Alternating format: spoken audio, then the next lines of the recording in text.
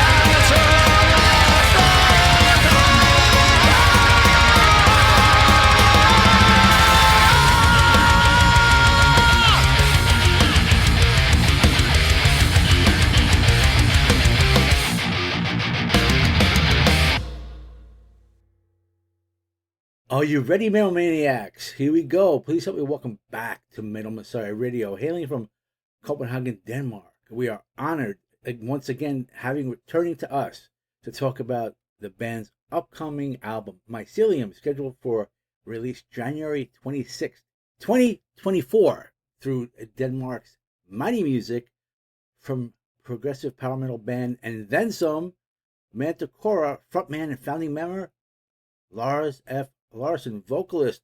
Thank you once again. Happy New Year to you, brother. And how you doing out there? Happy New Year to you as well. Well, I'm doing fine. It's a late evening here, and it's extremely cold in Denmark at the moment. It's like minus 20 or something Celsius. So it's really cold. We had a bit of snow yesterday mixed with a lot of rain, but we got lucky. It wasn't that bad. In other parts of the East Coast, they got hammered with the snow. So, yeah, the weather is getting colder, but it's not going to be as cold as it is for you. I understand that. And as I said, it's really an honor to get with you again. Been a fan of Manticora for many years, and it's been since the last offering we got a chance to do this. And this is actually the band's 10th full release. And like I said, Mycelium, what an interesting name. And I looked it up. It had something to do with mushrooms. And I would never have thought that, and we could talk about that as well. But this is going to be released through Mighty Music. What led you to sign with Mighty Music? Well, to make a short story long, we played a show here in Copenhagen some five years ago, something like that, at a festival called Nordic Noise Festival. Shitty show, but afterwards I spoke to the guy who arranged the festival. And it turned out that it was a long-time acquaintance that I had from the beginning of the 90s, a guy called Michael, who's running Mighty Music and Target Group and all that here in Denmark. And we spoke for like half an hour, and a couple of days after, he emailed me and asked me if I was interested in a job, doing some merchandise orders for Target Group. And I thought, well, why the fuck not? So I tried it out, and it worked, and approximately 6 months after, he asked me if I was up for doing some booking of some of the bands from Target Group in Denmark only, since I have my own booking agency that I do for international acts. And I said, yeah, let's try it out, and it worked out well. So when the new album was to find a new home, because we were not really satisfied with the promotion from the previous label, I spoke to Michael and said, well, should I pitch it to you when I'm pitching it to all the other large labels? And he said, you know, I would be honored if I would get Manticora on my label. So we spoke about it in the band, and instead of sending demos to Nuclear Blast, the Century Media, and all the large labels, knowing very well that they're of course not going to sign us this time, since they never signed us anyway, we just took the decision to say to Michael, you know what, we're going to come home to Denmark with this one, and we're gonna release it through Mighty Music. And he had a full plan of promotion. Everything is just laid out, and it's working 10 times better than any label we've ever been on. So that's the story behind. Sometimes you just gotta meet the right people at the right place at the right time, and it sounds very good for you. And I noticed on your Facebook you have a pretty important role at Target Group. You have quite a few titles. It sounds like you have a lot of work to do at Target Group. Oh yeah. I'm as mentioned, I'm doing the merchandise orders that come in, and I've got 12 Danish acts that I'm booking shows for, and then Michael and I have also started a festival, heavy metal festival here in Denmark called Næstved Metalfest, which is running on its 5th year this year. I've been doing it for 3 years with him. Then I'm giving some advice sometimes regarding some A&R stuff with new bands. If Michael is doubting if he should sign a band or not, he's sending it to me and say, Lars, what's your opinion about this? And I'm helping a little bit with advice. So it's kind of a part-time job for me with Target, and then I have my own instrumental agency that I have part-time, and then the festival with the band. When does that festival occur? What's the date on that? It's the last weekend in August. Very cool. In the summertime, Yeah, very nice. Definitely. Very nice. We just booked Tiamat and Threshold and some other bands for this one. Interesting. Oh, great. I wish you a lot of success with that. It sounds like you are fully occupied with Target, and you seem to be very happy about that. So congratulations. Absolutely. Yeah. Let's learn all we can about Mycelium. I have to tell you, I'm really loving the diversity in the vocal range on this one. I'm hearing sounds I've never heard on a Manticora album before. Do you have special guests appearing on this album as far as vocally, or is that all you? Well, actually, we did most of the stuff ourselves. We have a female guest, a girl called Softee, who's singing in a local Danish band. I heard her sing, and she's just pitch perfect and sings opera and stuff like that. So we needed a female voice, and I asked her. Also, since we have used female voices on almost all of our albums, on one song or several songs on different albums. So she's guesting on the album this time, and anything else we've done ourselves. We realized that Stefan, our lead guitarist, is actually able to growl pretty fucking decent.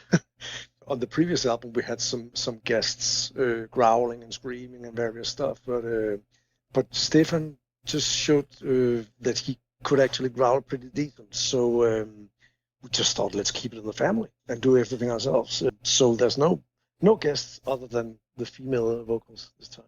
Yeah, that's why I say that the sound is more than progressive power metal. It just brings me. Well, you always had elements of thrash within your music. At least that's how I feel it. But now I'm feeling a little bit of blackness, a little bit of deathness within that music, and I love that sound. Well, absolutely. We have feeling in the band that nothing should be left out.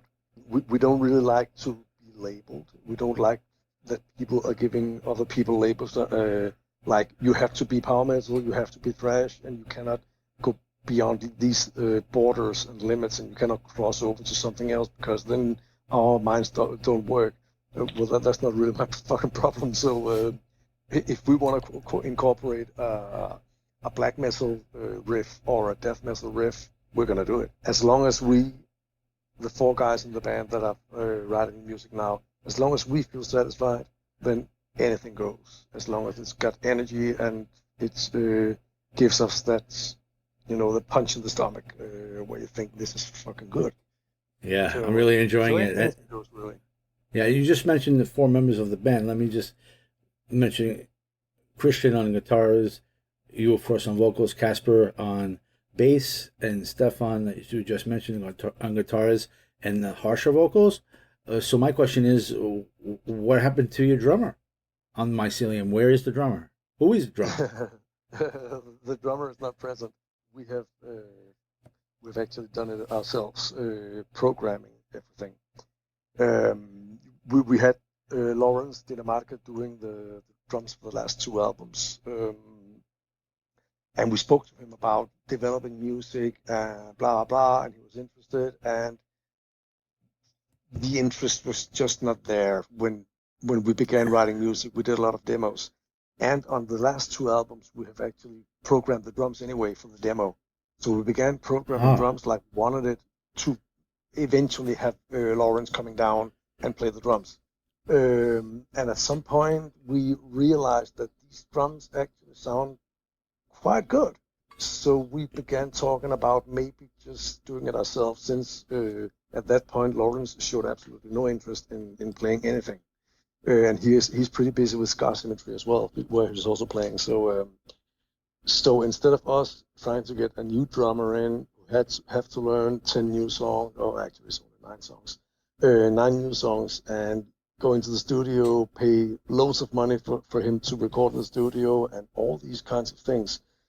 We realized that we could do it ourselves by turning the knobs on every single little beat, or be it a bass drum or the snare drum or the toms. We have to use a strange word. We have humanized the drums ourselves, making sure that the snare drum isn't just saying ding, ding, ding, ding, ding. It's actually saying ding, ding, ding, ding, ding, ding. It's different strokes, and like a human would play it. So it took loads of time to actually program it. But we did it, and we were pretty satisfied with the result. And so far, nobody has been able to hear it without them being told that it was like this. I would never have known if you didn't tell me that. It definitely does not sound like a drum machine. No, definitely not. It has a lot more feeling to that. It does that definitely feels and sounds human to me. Absolutely. Great job. Even our old drummer Mads, who's been playing on 7 albums with us, he of course got to hear the album before everybody else, and he said, "Lars, who's playing the drums?" I said, "I cannot tell you anything until the newsflash comes out." "Oh, come on, it's fucking great," he said. And then I couldn't stop myself. So I told him it's programmed. He said, no way, it's not possible. So I guess that's kind of a stamp of quality. Yeah, great job for you. And I'm very interested to know about the writing process and for the music and the lyrics and the concept behind Mycelium. Could you spend some time talking about that with us? Yeah, the concept, and it's actually pretty easy explained with telling everybody that if you saw that Pixar or Disney movie called Coco, I didn't see it myself. That's more or less the plot. Now we had really huge problems finding a concept after we did that huge concept with the book and a double album and all that. We knew we had to scale down to only make 48 minutes of music because that's the maximum amount of music you can have on an LP. So we tried 2 or 3 different concepts until I finally stumbled upon this idea of the people who have died are lying in this sea of lights, kind of an ethereal lights after death, in a stasis of feeling good in the light. They're staying there because people who are alive, their relatives and everybody else, are still remembering them every year on the Day of the Dead or Halloween or all the other kinds of remembrance days that we as human beings have. And when people are beginning to forget their ancestors, if you forget the ancestors, there are these dark demons who are thriving on the ancestors getting weaker in the afterlife because you are forgetting about them. So the demons are torturing the light souls, as we call them, in the afterlife, to be able to return to Earth and possess human beings. So it's kind of a circle where you have to remember your ancestors. If you don't do that, you allow for demons to come onto Earth and roam free. Interesting, very interesting. Absolutely. And the last song is called Dia de los Muertos, after the Latin American Hispanic Day of Remembrance. And in the story, the reason we have with the title is Mycelium is that the story, the demons come from the afterlife and onto the earth to possess people through the spring water and through the mushrooms in the fall. And in mushrooms you have something called mycelium, which is the actual plant that grows underneath the earth. And the mushrooms are actually just the fruits of this plant. And everything that grows under the earth is called mycelium, where everything is interconnected. I see. Well, thank you for explaining that. And I understand that Mycelium was produced and recorded by Manticora, and that Jacob Hansen was responsible for the mastering at his studios in, is it Ribe, Denmark? Yes, Ribe in Denmark, yeah. During the process, just like with the drums that we programmed, I mean, in the last couple of albums, we have recorded bass and guitars and vocals at Kristian's place anyway, in his basement, because he has the computer and some equipment to do this, and he built this small singing booth.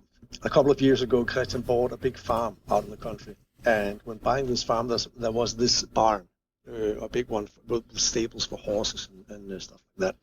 And he told his wife, okay, we're going to move out there here. If you really want it, one thing, I want a studio built inside that barn. And she said, well, okay, go ahead. So he spent like $250,000 Danish kroner, that's like $35,000 or something, on having a studio built with rehearsal room and everything, and all the equipment we need to do these things. So when we're doing the demo for the album, we begin to realize that Kristian's production doing the demo is actually better than 80% of what we're hearing from albums being released. And I said to him, Kristian, why the fuck don't you just produce the album? Because you're obviously good enough doing that.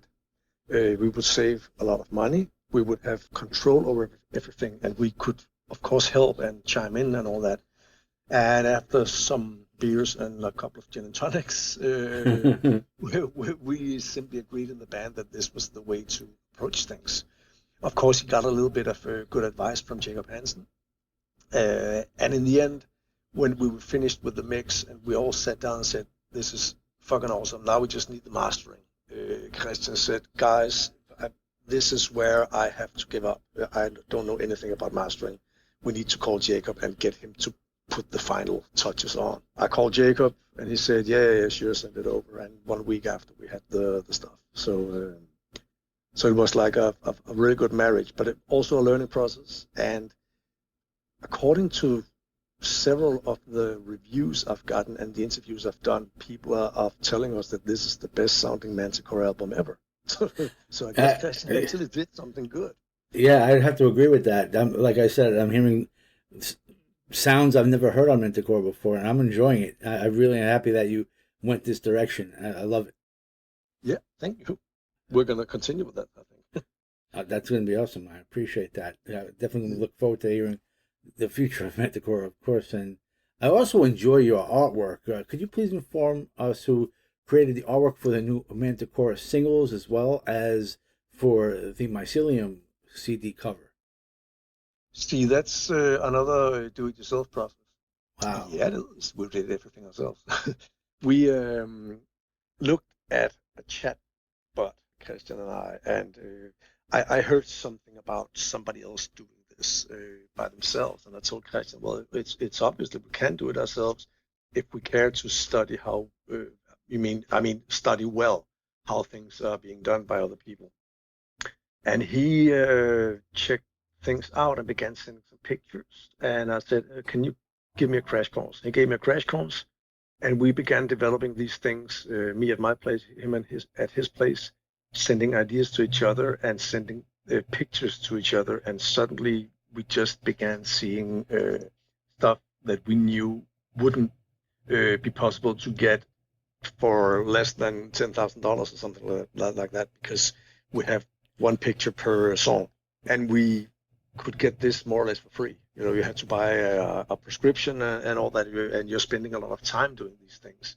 But we got exactly what we wanted, instead of having to tell a person what you want on a canvas, and they have to convey your thoughts onto the canvas, and maybe it's not going to be exactly what you want. So in the end, we just developed our skills inside that chatbot with AI, and it worked out. I love the artwork, and I can't believe you did it yourself, but I've seen some CD art out there. It's really horrible. And for you to do it yourself and get the results you get with a crash course, to mind you, that's outstanding. So we didn't even have a course. It was Kristian giving me a crash course because he had been looking at things. So we did everything ourselves. So you're gonna keep this chemistry going in the future? Be a do-it-yourself type band. That's excellent. I mean, if you look at most of the last from album 4 to album 9, more or less all those albums have cost approximately $12,000-$13,000 to produce. And being a band that is not bigger than we are, we might get $3,000 or $4,000 back. So you're paying to release your own album where you never see any kind of royalties and all that. And it just doesn't make sense anymore if we are actually able to do it ourselves. So yeah. I remember years ago when I first started doing this internet radio, people were arguing with me that Manticora is a mainstream band. I'm like, how could you say that? I don't hear that Manticora on like terrestrial radio, on regular radio. Never heard Manticora on. To me, Manticora is still, I consider, an underground band. They are not making crazy kinds of money like these pop stars are doing. Do you consider yourself a mainstream band? No, not at all. Actually, we have a saying in Denmark: we're the ass of the 4th division. directly translated. We might have moved up to the 3rd division, but we're still the ass of the 3rd division. Right. We're not larger than that. Right. But we enjoy ourselves, and we try to just take all the shows that we can get and having a good time while we're here. I mean, we're not 20, 25 years anymore, so it's all about getting some good experiences with your music. Right, and your fan base has grown over the years, and yeah, but it's staying stable at the low end. I understand you. Yeah. I defend to the end that Manticora is not mainstream. Definitely an underground band that deserves support, and that's why we're here. And I want to know, where is the best place for the band, for you, for Manticora, for the fans to get a physical copy of the CD or even the digital downloads? I would imagine it would be either the Manticora Bandcamp or maybe the Target Group .bandcamp. I would say if you're in for the physical products, the CD or the LP, you should definitely check out the Target homepage, the shop on the Target homepage or the record label, because they ship out to the whole world. That's the easiest thing. Other than that, I think Bandcamp is a good idea because they pay out a little bit instead of the usual streaming services who don't pay anything at all for smaller artists. I see. So let me give some links. We have the targetgroup.bandcamp.com/album/Mycelium. And you also have your shop, the manticora.dk/shop, for fans to get merchandise as well as the music, the CDs, the vinyl. And also for your back catalog, I think probably the best place would be just to go to the manticora.bandcamp.com, because I've noticed by looking at it, you have all your previous releases available there. Yeah. We while we signed with Mighty Music, we actually gathered more or less all the old releases at their sites. Also, finally got everything up on Spotify, and because all the previous record deals had been running out, so everything is gathered in one place now, which is very good. Quite good. Yeah. Very convenient for your fans too. And also, I want to give you your Facebook. The facebook.com/Manticora Band. I guess that's a good place for fans to reach out to you as well on a personal level. Absolutely. I mean, we do our Facebooks ourselves, and we also take care of the Instagram ourselves. So all social media you see, anything you see coming up on our site is actually done by ourselves. So and we answer all our fans always. So that's if people want to get in touch with us and chat, well, we're there. Excellent. Also, I have to tell you, congratulations on getting endorsements. I noticed that you were endorsed by Engel amplifiers, solo guitars, and Sandberg basses. I'm not sure when these endorsements took place, but it's great to know that you have endorsements. Yeah, definitely cool. I mean, Engel is quite special because we used to play on Marshall amplifiers, and at some point the guys said, well, what the fuck, these Engel guys are just putting something out that is incredibly good. So they changed into Engel, and we talked to Engel, just sent a request about if it's possible to get an endorsement of some kind. And they wrote us back and said, yeah, we can offer you this. And so our deal with them is that the guys are getting a reduction in price when they need to buy amplifiers or cabinets. And whenever we go on tour, Engel is actually providing us with full backline, which is a fantastic deal. So we don't have to bring everything from home to the tour bus and all that. It's just on the first venue, and it will be picked up on the last venue. So that's really good. Very convenient. Yeah, and both Engel and Solar are very good at sharing our stuff online.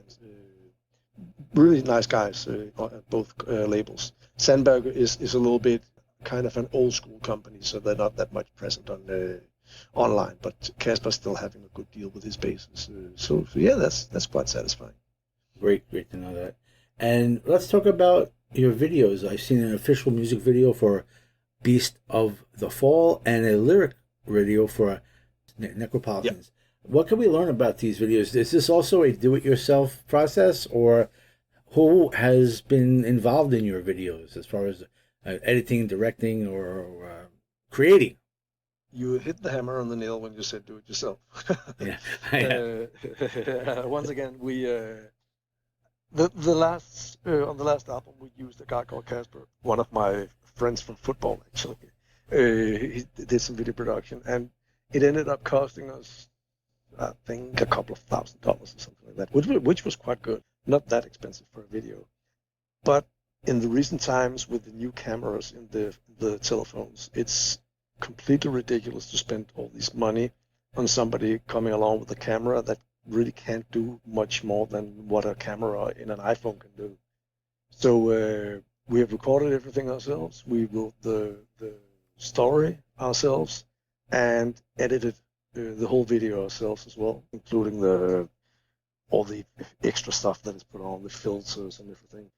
So the first video, Beast of the Fall, we did ourselves. And the second one, I spoke to Wayne Joyner, one of my good old buddies from the US. Known him for 18 years or something like that. He's part of the Prog Power in Atlanta, Prog Power Festival.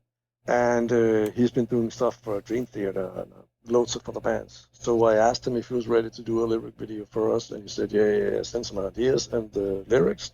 And I think it took him 2 weeks or something like that. And there it was.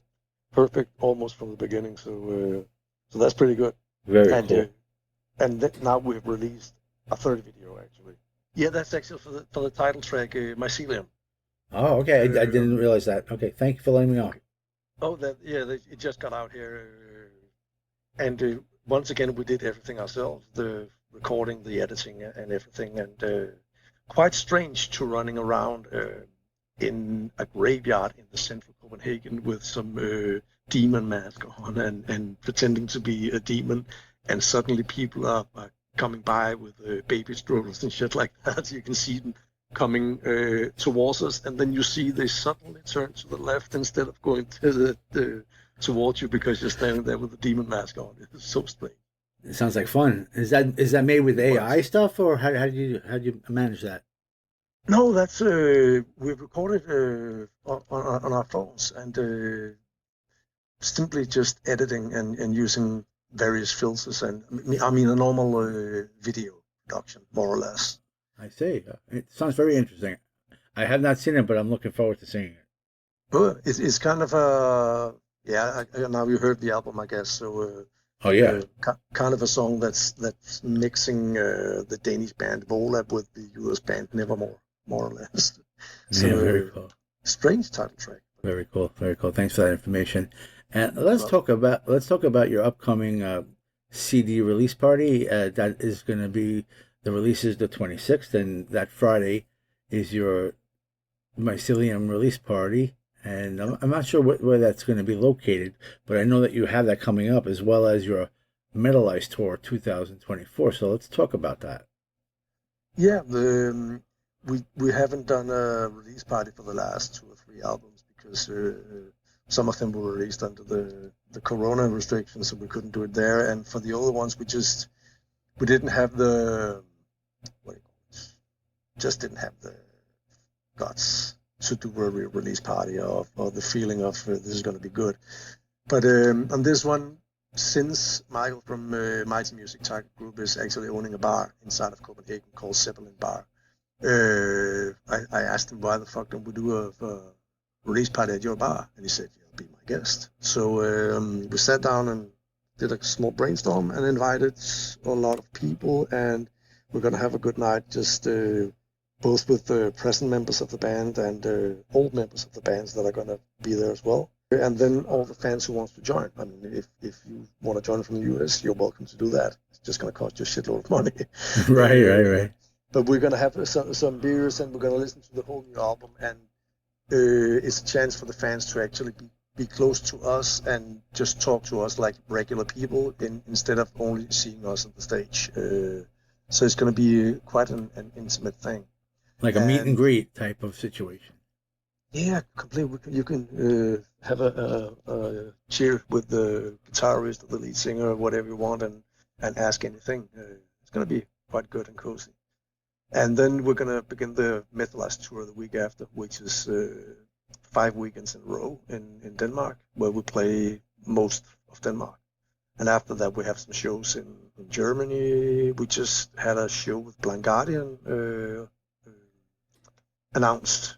This is going to take place in Holland. And then we have Metal Days Festival in Slovenia this summer, and I'm sure there's going to be 2 or 3 or 4 more festivals during the summer. Right. I noticed April 6th, 2014, the Art Rock Festival. Is that the one you were talking about? Okay, good. And then the festival that you run, that's in August. Yeah. Right. Okay. Yeah, but the National Metal Fest, we're not booked for that one. Not yet. Maybe it's gonna happen. I can't reveal anything. But the Art Rock in Germany is a very small festival. It's kind of a strange festival with the old progressive rock bands from the 70s, and Manticora is definitely going to be the most powerful, hard-hitting band of all the bands there. It's kind of strange, but it's going to be fun. Sounds like it, yeah.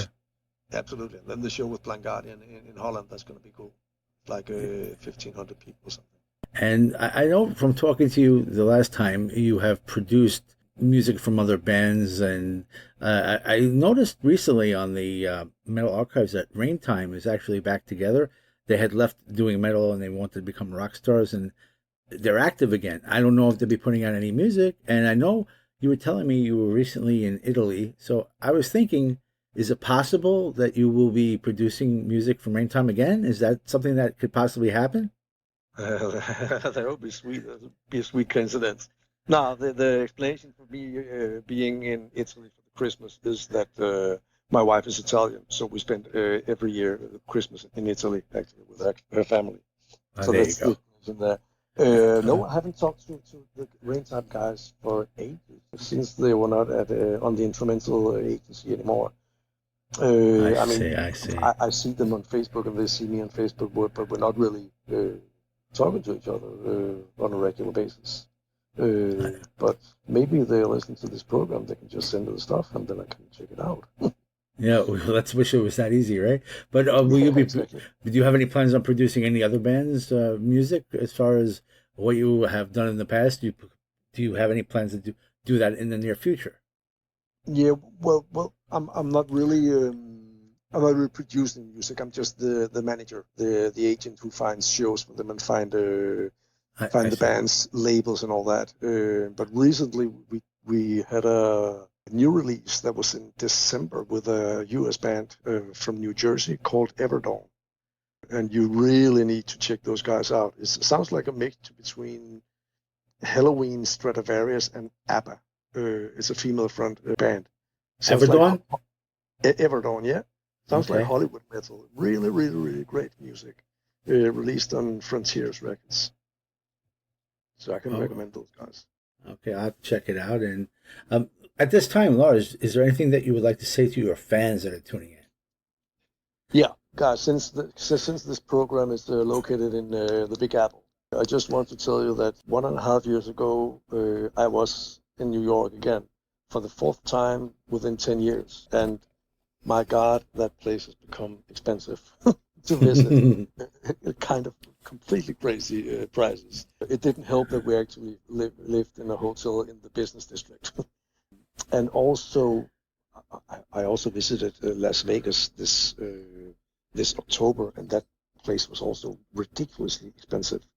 So, but my point with this is, I don't care if it's expensive or not. I'll be coming back to your fantastic city because I really, really love to be in that city. I love that place.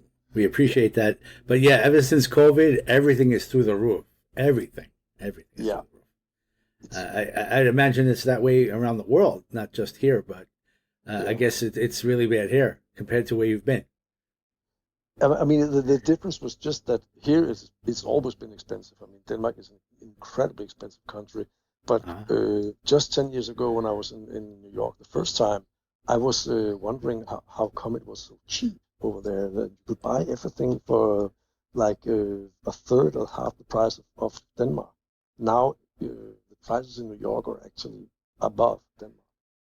While you were in the city, I don't know what time of the year you were there, but I don't know if you ever noticed any Mr. Softee ice cream trucks parked in the corners of the city. But from what I understand, they're charging $7 for an ice cream cone. It's crazy. It's double the price what I charge in my neck of the woods, which is on Long Island. But could you imagine just sitting there all day banging out ice cream at $7 a cone? My brother paid $12. I mean, it was right on the corner of Central Park and all that, but still $12 for an ice cream with two ball. What do you call it? 2 scoops? Yeah, 2 scoops. 12 Wow, balls. that's insane. You go to the supermarket, buy a whole half gallon for that price. Exactly. That's So crazy. Yeah. we agreed that it must have been some kind of salmon gold ice cream or something like that. Oh yeah, that's crazy. But it's unfortunate though. It's ever since COVID, the prices have jacked up, but people are now taking advantage of that too, and people are making enough money to survive out there. It's really sad. I think it's quite a problem for a city like that, because you tend to drive out the lower classes, or what you would call them. So it's suddenly going to be a city only for the elite, which doesn't suit any kind of city or anywhere in the world. Yeah, So, that's true. Yeah, That's very true. And hopefully it's going to come back to some decent level at some point. yeah, let me know when you come back this way. Maybe I could catch up with you. I don't know what time you plan on doing that, but hopefully you could do a show here in the city. I would love to. Let's hope that. Last time we played Manhattan I can't even remember the venue, but that was kind of crazy when we were on tour there in 2018. Not the Gramercy. No, I can't remember the venue. But we had to do a show in the afternoon, we had to do the sound check and everything in the afternoon. Then came the afternoon matinee and played their show with 2 bands, and then we had to load our gear in again and play the evening show. It was chaos beyond recognition. Yeah, I'm familiar with Gramercy. It's really like a rundown place. And then there's another place that they keep changing the name because I guess whoever's sponsoring them it was Nokia Theater, then it was another name, and I haven't kept up with it, but it's always changing. It's a much nicer atmosphere there. Okay. I've seen some shows there. Maybe it was that one, but have you played at Prog Power in Atlanta? Yeah, we played that 2 times, in 2005 and in 2008. I see. Yeah, so it's been a while. Yeah, it's about time again.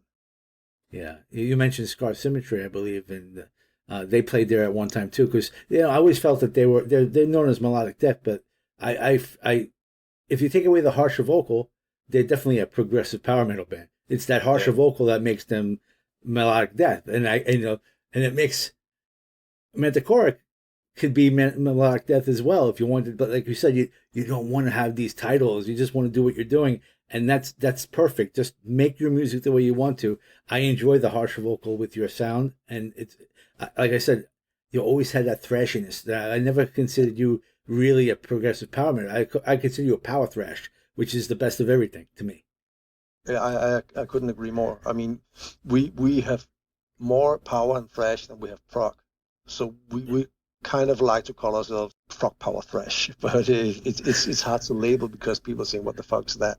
And then from now on comes the growls and the blast beats and shit like that, so suddenly people are getting confused, and we just tell them, hey, we play heavy metal. We don't give a fuck. Exactly. I was going to say, it's probably just best to say, how do you describe Manticora? They're a metal band. Yeah, exactly. That's it. Yeah. And so I want to say, Lars, it's truly an honor to get with you again. And I can't wait till the next time. Thank you so much for coming back on the Metal Meltdown to talk about Mycelium. I really enjoy this. And I think we caught all the fans up to speed, but I just want to make sure that we got everything covered. That being said, is there anything else that you want to bring out to the listeners that we have yet to discuss? No, I don't think I don't have any news regarding live shows or anything. I would love to say, yeah, we're playing New York or Boston or something like that, but we don't have any US shows I can promote. So the only thing I really want the people to do is actually check our music out and use the mouth to ear. Tell other people about it if you like it. It's so important for us that this happens because we don't have the biggest budgets in the world to actually promote our stuff. We are doing that here at Metal Messiah Radio, and people are hearing you maybe for the first time, and I think they're going to be very impressed, and they should definitely check out your back catalog because I've enjoyed all your albums, but this one especially, and I look forward to the future. I mean, this is brand new, not even out yet. Nope. So it might be a couple of years before you have more music, but I'm looking forward to that time that we could be here to talk about it. Absolutely. Thank you once again, Lars. I appreciate everything, and I want to wish you, your family, and everyone in Manticora a happy New Year. May it be healthy for you, happy for you. May you be able to succeed in all your dreams. Make all your dreams come true, and hopefully you come back to the States. And I don't drink beer, but we'll go out for a coffee and have an ice cream in the city. Absolutely. Yeah. Thank All you very right. much for having me. My pleasure. And let's go crank up some more Manticora with music off of Mycelium, and let's crank it up loud.